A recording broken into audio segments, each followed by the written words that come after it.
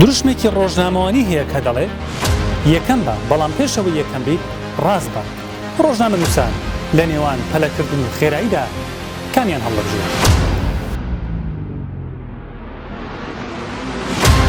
لەزگەری یانجی پەلەکردن کارێکی نەرینیە و تەڤلهەڤە ku tenê girîngiyê dîte pêşeyîbûn yan jî yekembûnê di belavkirina nûçeyan de bêyî ku guh bide rastî û durustiya wê. Ev dibe sedema paşguhxistina piştrastkirina agahiyan û binpêkirina pransîpên exlaqî û belavkirina nûçeyên nerast û zererdar.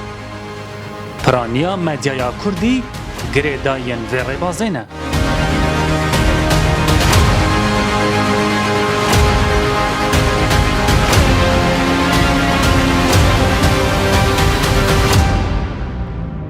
Lez yan jî xêrayî bilezbûn sîfatekê pîşeyî û erênî ye ku kapasîtiya gihandina nûçeyên rast û durust û bilez û bi bandor e. Ev bisaya jî hatîbûn rêxistina baş û plana medyaya bihêstê.